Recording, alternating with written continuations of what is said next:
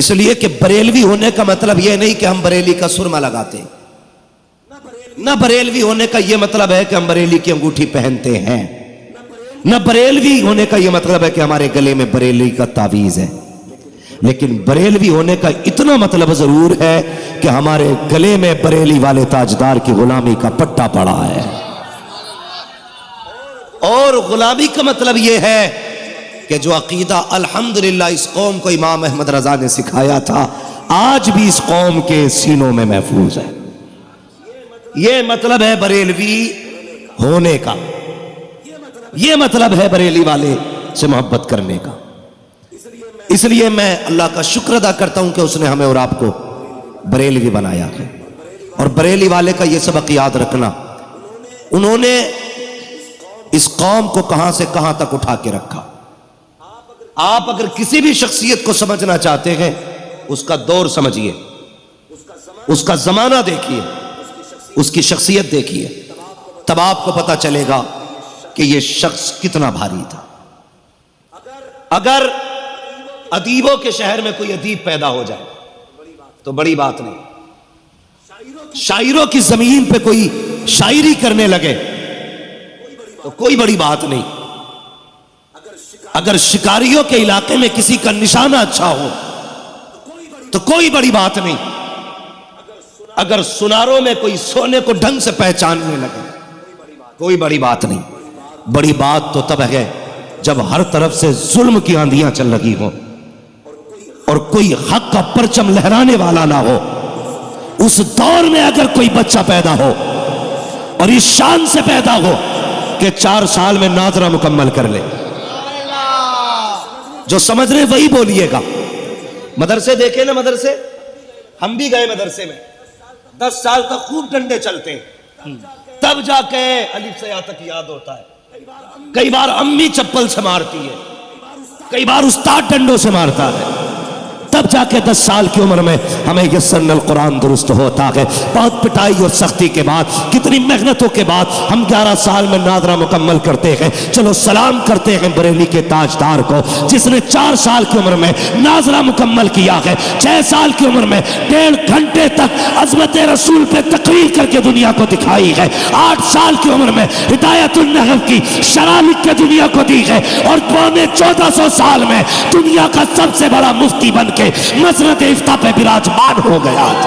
नारे तकबीर, नारे तकबीर, वापस से नारे रिसालत, फैजाने आला हजरत, करामे आला हजरत, करामाते आला हजरत, खानदाने आला हजरत, आशिकाने आला हजरत, गुलामाने आला हजरत, फैजाने आला हजरत, नारे तकबीर, नारे रिसालत।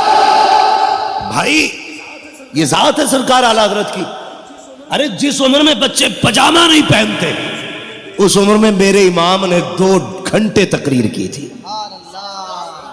और किस चीज पे? मीलादे मुस्तफा पे, हुजूर की आमद पे आला हजरत ने 6 साल की उम्र में 2 घंटे तकरीर की और ऐसे ऐसे दलाइल पेश किए। लोग दांतों तले उंगलियां दबा रहे थे, दांतों तले। और खुदा की कसम 8 साल की उम्र में हिदायतुन नहव की शरह लिखी है। 8 साल जिसमें बिस्मिल्लाह का तलफ्फुज बंदा मुश्किल से अदा कर पाता है। आला हजरत ने हिदायतुन नहव की शरह ट्रांसलेशन अरबी टू अरबी किया है। समझ गए? अब अरबी टू अरबी ट्रांसलेट किया आला हजरत ने, तर्जुमा किया आला हजरत ने हिदायतुन नहव का, ये शरह लिखी आला हजरत ने। मेरी बात बहुत गौर से सुनिएगा। अब मुझे बताओ तो सही, अगर किसी बच्चे को बंदा कहता है कि हमें इस बच्चे को इंजीनियर बनाना है, तो बच्चे की ट्यूशन बचपन से वैसी लगाई जाती है ताकि आने वाले दौर में इंजीनियर बन सके। अगर बाप चाहता है इसे डॉक्टर बनाना है, उसी हिसाब की ट्यूशन लगाई जाती है। अगर चाहता क्रिकेटर बनाना है, खेल के मैदान में बचपन से उतारा जाता है। जिस मिजाज का बंदे को बनाना होता है वो मैदान दिया जाता है। मेरे मालिक बता तो सही, अहमद रजा को को किस महाज का सिपाही बनाया जा रहा है। 4 साल में नादरा मुकम्मल, 6 साल में मुकर्रिर बनाया गया, 8 साल में शरा लिखवा दी गई, 14 साल में खतीब बना दिया गया। मशीयत कह रही थी और सुनो तो सही, कोई भी शख्स आया, कोई मुहद्दिस बन के आया, हदीस पे काम करता रहा, कोई मुफस्सिर बन के आया, तफसीर पे काम करता रहा, कोई फकीह बन के आया, फिक़ह पे काम करता रहा।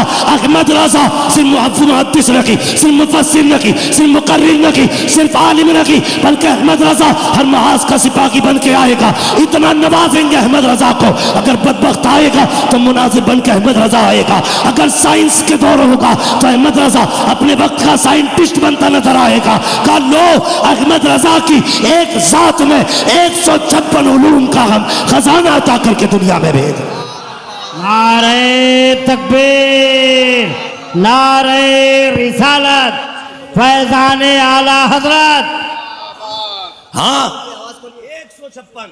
और सुनिएगा, अल्लाह आपको सलामत रखे। इस माइक से ज्यादा मेरी ऐसे आवाज जा रही है, अल्लाह आपका भला करे। बहुत गौर से सुनिएगा, 14 उलूम आला हजरत ने अपने असातिज़ा से सीखे थे। बड़ी से बड़ी यूनिवर्सिटी में पढ़ने वाले तलबा मौजूद हैं, स्कूल जाने वाले बच्चे होंगे।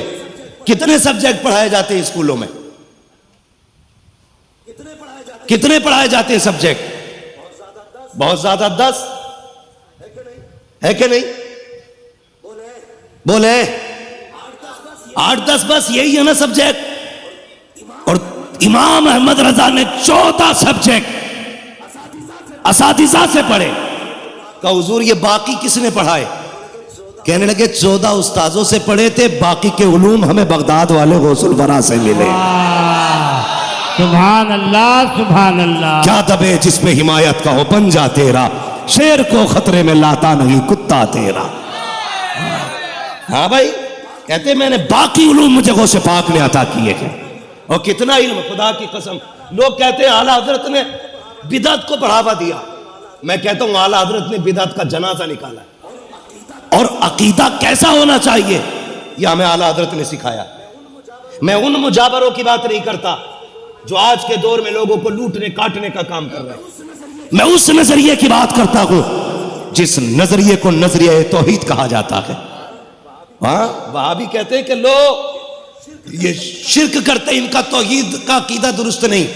हम कहते देख हमारा अकीदा तौहीद कैसा है।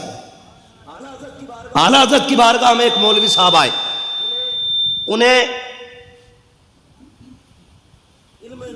इल्म नुजूम की महारत थी। वो सितारे देख के बता देते थे कि मौसम क्या कह रहा है। आला हज़रत ने कहा मौलाना तुम्हारे इल्म के मुताबिक बताओ बारिश कब होगी, ये बताओ बारिश कब होगी। उन्होंने देखा, देखने के बाद कहने लगे जनाब बारिश होने में भी 1 महीना बाकी है। कितना? बारिश अभी 1 महीने के बाद होगी।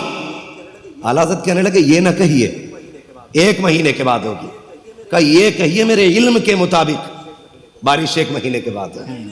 कहा नहीं, सितारों की रविश तो यही कह रही है 1 महीने के बाद होगी। कहने लगे सितारे क्या चीज है, मेरा रब चाहे तो अभी हो सकती है। सुभान अल्लाह। ये है मसला के आला हज़रत। मैं बताने लगा हूं, गुमराह किया जाता सुन्नियों को। कोई भी टोपी पहन के, नीचा कुर्ता, ऊंचा पजामा पहन के बोलने लगता आला हज़रत ने शिर्क फैलाया है। आला हज़रत क्या कहते हैं? ये ना कहिए, ये कहिए अल्लाह चाहे तो अभी हो सकती है। कब वो बात तो ठीक है लेकिन सितारे तो यही कह रहे हैं। कहा नहीं अब भी गलत। कहने लगे मौलाना मान जाओ, अल्लाह चाहे तो अभी हो सकती है। कहा वो बात तो ठीक है लेकिन सितारे यही बता रहे। कुछ लोग होते हैं ना बड़े उजड टाइप के, अकड़ू किस्म के, उन्हें अपने इल्म पे बड़ा घमंड था। नहीं सितारे यही है, जब ये यहां पहुंचेगा, ये यहां आएगा तब बारिश होनी है। तो कहने लगे मौलाना अल्लाह चाहे तो सितारों को कभी भी घुमा दे। कहने लगे नहीं वो बात तो ठीक है लेकिन ये टाइम से ही घूमेंगे। अल्लाह। अब जब इतनी बात कही अब आया जलाल। कहने लगे घड़ी बता कितनी बजे गए? कहा 12। आला हज़रत ने सुई पे हाथ रखा, यूं घुमा के घूम। अब कितने हो गए? अब 11:15। कहा ये कैसे हो गया? कहने लगे हुजूर ये आपने सुई अपनी उंगली से घुमाई है। तो कहने लगे अब भी मान जा। अहमद रजा अगर सुई घुमा सकता है तो रब जो चाहे वो घुमा सकता है। सुभान अल्लाह, सुभान। रब जो चाहे वो घुमा दे। कहने लगे मौलाना बात ठीक है, लेकिन इल्म नुजूम तो यही कहता है ये सितारा यहाँ होगा, मरीख यहाँ होगा, ये यहाँ होगा, तब बारिश होगी। अहमद रजा को आया गुस्सा, कहने लगे नहीं मानते, कजरा दरवाजा खोल के बाहर देखो। जैसी बाहर निकले, खुदा की कसम वो कहते हैं काली घटा छाई हुई थी, 20 मिनट नहीं गुजरे थे, चमाचम बारिश होने लगी। कहने लगे अहमद रजा ये जो बारिश हो रही है आपकी करामत से हो रही है। कहा नहीं, मेरी करामत से नहीं, ये रब के करम से बारिश हो रही है। नारे तकबीर, नारे रिसालत, मसलक आला हजरत, मसलक आला हजरत। हाँ, कह रहे ये मेरी करामत नहीं है माशाअल्लाह, बल्कि ये रब का। आप बोले रब का, रब का। अभी सब नहीं बोल रहे, जिसे अपने रब पे पूरा यकीन है वो उसी यकीन के साथ बोले रब के। अब इधर वाले रब के करम से बारिश हो रही है। आज तो मियां अगर इत्तेफाक से कोई जबान के मुताबिक बात हो जाए ना तो कहता उस जलसे में भी बयान करना, अच्छा, और वहां भी बयान करना। जैसे हमसे 100 लोग कहते हैं अल्लाह दुआ करें अल्लाह से कि अल्लाह एक बेटा दे दे, हम दुआ करते हैं अल्लाह गौस पाक के सदके में बेटा दे दे। अब जब 50 कहेंगे अल्लाह किसी एक को अपने कर्म से बेटा दे दे, वो फोन करके कहता आपने दुआ की थी अल्लाह ने बेटा दे दिया, मीठा लाना चाहता हूं। मैंने कहा यार मीठा ना ला, अल्लाह तौफीक दे, मस्जिद में जाके 2 रकात सजदे कर ले। माशाअल्लाह, ये कभी कभी क्या होता है इत्तेफाक हो जाता है, तो इस इत्तेफाक को करामत कहते हैं। आला हजरत को देखो, बात चल रही है, कहा फिर बाहर जा। बाहर निकले, बारिश हो रही थी। मौलाना कहने लगे कि ये आपकी करामत है, बारिश हो गई। कहने लगे करामत नहीं, ये रब का करम है जो बारिश हो रही है। तो ये ऐसे अतकाद की हिफाजत आला हजरत ने की, ऐसे हमारे अकायद की हिफाजत की सरकार आला हजरत ने मजबूत अकीदा रखी है, यही सबक दिया। आज तो जो आए कि भीख दे वरना दुकान पलट दूंगा, वरना डर के मार के ले बाबा ये भी ले जा, ये भी ले जा। हाँ तो भाई खा के भी जाते, लूट के भी लेके जाते। आला हजरत सैयदी सरकार आला हजरत, आपकी गली में एक शख्स आया, 2 शख्सियतों की तरफ ये वाकया मंसूब है। एक रिवायत में ये भी है कि एक बुजुर्ग के धोखेशाह रहमतुल्लाह तआला, धोखेशाह ने इसलिए कहते थे कि अचानक गायब हो जाते थे वो भी वली, समझ रहे ना, अचानक गायब हो जाते थे। तो एक दिन आला हजरत ना दरसगाह में पढ़ा रहे थे बैठे, और आला हजरत ने यह कहा कि मेरा महबूब वो है जिसकी हुकूमत जमीन पे भी चलती है, आसमानों पे भी चलती है। तो धोखेशाह को अपनी विलायत पे बड़ा नाज था, उन्होंने आंखें बंद की। कहने लगे अहमद रजा मैं नहीं मानता। कहा क्यों? कहा मैंने देख लिया, जमीन पे तो उनकी चलती है, आसमान पे तो कुछ नहीं दिखाई दिया, आसमान पे नहीं दिखाई दिया, इसलिए मैं कहता हूं आसमान पे नहीं चल रही उनकी। तो आला हजरत फरमाने लगे नहीं भाई, जमीन पे भी उनकी चलती है, आसमानों पे भी उन्हीं की चलती है, समझ रहे ना। तो वो जब जिद की उन्होंने ना तो गुस्सा आ गया। आला हजरत ने कहा आंखों के आगे से चला जा वरना खैरियत नहीं है। अब ये गए और शाम के टाइम दौड़ते चले आए, कहने लगे अहमद रजा जो तूने कहा था सच कहा था। लोगों ने कहा अब क्या हुआ? कहने लगे मैं मान गया, हुजूर की जमीन पे भी चलती है, आसमानों पे भी चलती है। कहा अब कैसे हुजूर? यही धोखा शाह थे, दोपहर मना कर रहे थे, अब क्यों कहने लगे? तो आला हज़रत के जुमले आदत फरमाने लगे बात यह है कि जब ये दोपहर आए थे ना तो ये विलायत के उस मकाम पे नहीं थे जिस पे अहमद रजा है, ये वहां तक नहीं देख रहे थे जहां तक मैं देख रहा था। जब ये गए मैंने कहा मालिक इसके बुलंदियां, इसके दर्जों को बुलंदियां दे। मेरी दुआ से अल्लाह ने इसकी विलायत का मयार और बुलंद किया। फिर ये वहां तक देखने लगा जहां तक अहमद रजा देख रहा था। तबाह के कह रहा वाकई हुजूर वो है जिनकी हुकूमत जमीनों पे भी चलती है, आसमानों पे भी चला करती। ये आला हज़रत इमाम अहमद रजा खान है। खुदा की कसम आप पढ़िए आला हज़रत को, पूरी जिंदगी उम्मत को इश्क का दर्स दिया, इश्क का दर्स। मैं दावे के साथ कहता हूं सैयदों का एहतराम अगर किसी ने सिखाया है तो इमाम अहमद रजा ने सिखाया है। बिल्कुल बिल्कुल बिल्कुल। हक अब सैयदों की जिम्मेदारी है। आज आला हजरत की जात मजलूम है, आज सैयदों को खड़ा होना चाहिए आला हजरत के साथ। बेशक बेशक। बुरा ना मानिएगा, मैं अर्ज कर सकता हूं बड़े लोगों से, मेरी औकात क्या है किसी सैयदजादे के बारे में कुछ कहूं। आज आला हजरत की जात मजलूम है, सैयदों को खड़ा होना चाहिए आला हजरत के तहफ्फुज में, इसलिए कि सैयदों का तहफ्फुज इमाम अहमद रजा ने किया। बेशक। इमाम अहमद रजा ने किया है। खुदा की कसम दे के आप तारीख पढ़े। दावत में जाना था ना आला हजरत को, सब जानते। पुराने शहर से पालकी लाके रखी गई। जब पालकी चलने लगी मेरे इमाम को खुशबू आई, कहा था जरा नीचे रख दीजिए, मैं यहां कुछ बताना चाहता हूं। कहा नीचे रखिए पालकी। पालकी नीचे रखी गई, बाहर निकले, आंख में आंसू थे, कहने लगे जरा ये बताओ तुम में सैयदजादा कौन है। सुभान अल्लाह। आज मियां जूती उठा ले सैयदजादा, तो मेरे जैसा निकम्मा आदमी एक सैयदजादे के हाथ से जूती नहीं छीनता। सैयदजादे के कंधे पे सवार होने को हम अपना हक समझते हैं। खुदारा इमाम अहमद रजा को पढ़िए, 150 से ज्यादा उलूम पर महारत रखने वाली जात, और सैयदजादे से कहते कौन है जो तुम में सैयदजादा है। कहा क्यों? कहा मुझे तुम में से हुजूर की खुशबू आ रही है। सुभान अल्लाह। खुशबू आ रही है। एक बात बताइए, इतर की 4 शीशियां, 4 शीशियां मैं अल्लामा सिवानी साहब को दूं, इसको सूंघे, ये कहेंगे ये गुलाब की खुशबू है। दूसरी शीशी ये मुश्क है, तीसरी चमेली है, चौथी यास्मिन है। अलग अलग खुशबू कैसे पहचानी? पहले सूंघ चुके हैं। अच्छा है, बहुत अच्छे, पहले बहुत अच्छे। सूंघ चुके गए, यानी कि यास्मिन को वो जानेगा जिसे यास्मिन की खुशबू पता होगी, चमेली को वो पहचानेगा जिसने चमेली सूंघी होगी। हाँ भाई, गुलाब को वो पहचानेगा जिसने गुलाब पहचाना होगा। ये जो खुशबू सैयदों में से हुजूर की आ रही थी, अहमद रजा बताओ तुम्हें कैसे पता चला ये मुस्तफा की खुशबू है? कहा पहले सूंघ चुका हूं। कहा कब? कहा जब मदीने गया था और ये कहा था कोई क्यों पूछे तेरी बात रजा, तुझसे कुत्ते हजार फिरते हैं। कहा चालियां खुली, मैं हुजूर के जलवों में गया, मैंने सूंघी, खुदा की कसम आका की वो खुशबू थी कि ऐसी खुशबू जमाने में कहीं नजर नहीं आई।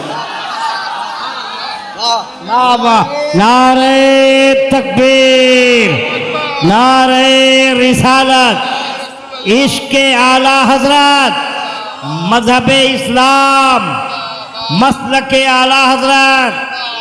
वाह वाह वाह वाह। समझ गए इश्क किसे कहते? ये आला हजरत ने सिखाया। अब सुने अगली बात, कोई मसला नहीं है, जैसा बोलना बोलने दे। मजमा इतना अच्छा, फिर माइक कैसा ही भी हो चलेगा। जरा कह दे या रसूल अल्लाह, और जोर से कह दे, अल्लाह सलामत रखे। बस ऐसे ही रहने दीजिए भाई, बहुत गौर से मेरी बात सुनिएगा। कहा कौन है तुम में सैयदजादा? जो सैयद था ना वो आगे बढ़ा, कहने लगे हुजूर खादिमों से जात नहीं पूछी जाती है, उनसे काम लिया जाता है। इतना सुनना था बस, फिर क्या था? आंसू बरसने लगे मेरे इमाम के, आंसू बरसने लगे। कहने लगे सैयदजादे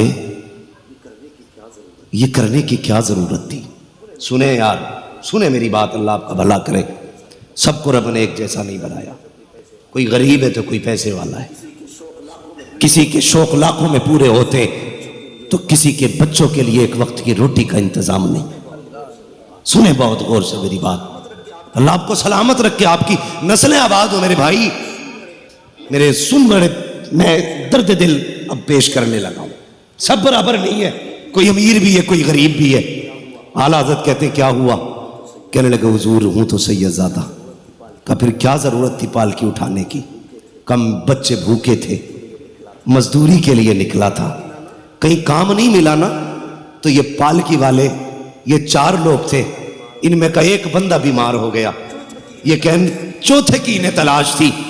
इन्होंने कहा पालकी उठानी है और शाम को मजदूरी मिल जाएगी। कब बच्चों की भूख थी जनाब, मैंने ये न देखा काम क्या है। बच्चों की 2 रोटी के सहारे चला आया। मेरे इमाम की चीख निकल गई। अपना मामा उतार के कदमों पे रखे, रो के कहते सैयदजादे माफ कर दिया जाए, माफ कर दिया जाए। हुजूर इतने बड़े आलिम है, माफी मांग रहे, का माफ कर दे। कयामत में अगर मुस्तफा ने पूछ लिया अहमद रजा सवारी के लिए मेरे बेटे के कंधे मिले थे, तो अहमद रजा क्या जवाब देगा? और तुम्हें खुदा का वास्ता अगर 4 पैसे तुम्हारे पास हो तो ये मत दे, जो मांगने आगा उसे दिया जाएगा, जो झोली फैलाएगा उसे बांध दिया जाएगा। ये देख पड़ोसी के घर से धुआं उठा है कि नहीं, आज खाने की खुशबू क्यों नहीं आ रही है? अगर घर से धुआं ना उठा कभी पूछ ले जा करके, यार खैर तो है, आज चूल्हा नहीं जला है, बात क्या है, आज खाने की खुशबू नहीं आई, क्या हुआ है? अगर वो गर्दन झुका ले तो अपने घर का खाना उठा उसके दस्तरखान पे लेके चला जा। दावे के साथ कहता हूँ मुर्ग मुसल्लम तू खाएगा, इतना सुकून नहीं मिलेगा जितना तेरे खाने से गरीब खाएगा, तो अल्लाह तुझे सुकून अता फरमा देगा। माशाअल्लाह माशाअल्लाह माशाअल्लाह माशाअल्लाह। नारे तकबीर, नारे रिसालत, फैजाने आला हजरत कॉन्फ्रेंस जिंदाबाद, मुफ्ती हम्माद रजा मुरादाबादी, नारे तकबीर। तवज्जो है सारे लोगों की। भाई कभी कभी सुने, एक दो बंदा बने, बस सुने मेरी बात, तवज्जो करें, ज़हन नहीं हटना चाहिए। तवज्जो है ना सारे लोगों की? अल्लाह सबको सलामत रखे। अपने रिस्क में दूसरों का हिस्सा रखा करो, हिस्सा रखा करो। ये जरूरी नहीं है जो रो रहा है वही परेशान है, जरूरी नहीं है जिसने हाथ फैला रखा वही जरूरतमंद है। कितने हया वाले ऐसे भी हैं यार कि भूख से मर गए, किसी के आगे हाथ ना फैलाया। पानी पानी पानी, ऐसे भी कितने जरूरतमंद लोग हैं। अल्लाह आपकी नस्लों को आबाद करे। मैं अगली बात कहूं, लॉकडाउन गुजरा के नहीं, ऐसा दौर उम्मत में आया था, पूरी इंसानियत सिसक रही थी। लेकिन मैं सलाम करता हूं हुजूर के गुलामों को, जब दुनिया अपना अकाउंट बचाने में लगी थी, हुजूर के गुलाम रोडों पे दुनिया को खिलाने पे लगे हुए थे। मुसलमानों, तुमने हक अदा किया हुजूर का होने का। हाँ, मैं मुबारकबाद पेश करता हूं, मैं मुबारकबाद पेश करता हूं।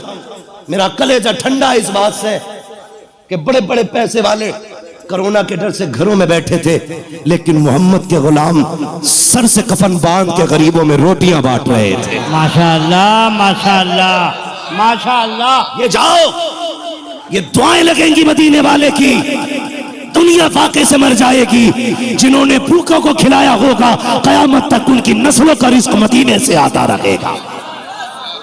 हाँ, मुझे फख्र है हुजूर की उम्मत पे कि इन्होंने गुलामी का हक अदा किया। लेकिन ऐसी भी रिपोर्टें सुनने में आई थी कि कई लोग लॉकडाउन में घर के अंदर मर गए। लोगों ने कहा ये कोरोना से मरा है, लेकिन कोरोना से नहीं, उसे भूख ने मार दिया था। भूख ने मारा था। आप कहेंगे कैसे? मैंने कहा वो खाते पीते घर से था, मगर था इतना खुददार, रोज कमाता था, रोज बच्चों को खिलाता था, खुददार था यार। कभी वो मंडी से किसी का रुपया हराम का नहीं लेके आया। मगर जब काम बंद हुए, कितने दिन भूख बर्दाश्त करता, राशन खत्म हो गया, उसने किसी के आगे हाथ इसलिए नहीं फैलाया कि शर्म हाथ फैलाने नहीं देती थी। बच्चों का चेहरा भूख से निढाल ना देख सका, मौत को गले लगा लिया। यार, सिर्फ चेहरा की परेशानी ना बढ़ाकर कभी मुस्कुराहटों के पीछे के भी मंजर देख लिया कर। ऐसा भी होता कोई दिखावे के लिए मुस्कुरा रहा है, उसके मुस्कुराहट के पीछे गम भी तो हो सकते हैं, गम भी तो हो सकते हैं। ये भी पढ़ लिया करो। मेरे इमाम ने माफी मांगी और उसके बाद क्या कहा? नहीं, ये काफी नहीं है, अब ऐसा करो, पालकी में बैठो, जितने कदम तुम मुझे लेके चले हो अहमद रजा, उतने कदम तुम्हें लेके चले। वाह, सुभान अल्लाह सुभान अल्लाह सुभान अल्लाह सुभान अल्लाह। अल्लाह अकबर, अल्लाह अकबर।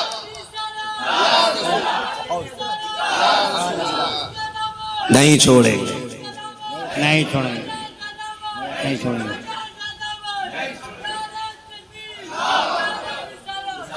या रसूल जिसके अल्लाह। 4 मुरीद होते हैं ना, जिसके 4 मुरीद होते हैं, वो झुकना नहीं चाहता, नाक कट जाएगी।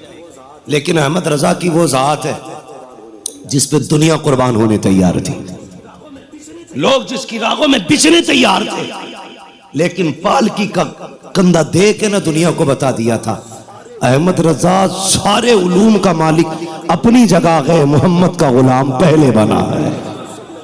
सारे कह दो सल्लल्लाहु अलैहि वसल्लम। ये इश्क इमाम ने हमें दिया। और फिर कैसे कहते हैं, कैसे आकाओं का बंदा हूं रजा, बोल बाले मेरी सरकारों के, बोल बाले मेरी सरकारों के। ये अलग बात है खामोश खड़े रहते हैं, फिर भी जो लोग बड़े हैं वो बड़े रहते हैं। ऐसे असलाफ से मिलता है हमारा शजरा, जिनके कदमों में कई ताज पड़े रहते हैं। हमें फख्र है हम बरेली वाले का। बेशक बेशक, हाँ बेशक। किसी के मुजद्दिद ने दाल में पिल्ला डाल दिया तो वो उन्हें शर्म आनी चाहिए। हमारा मुजद्दिद तो वो है जिसने सर उठाने का काम किया है, सर उठाने का काम।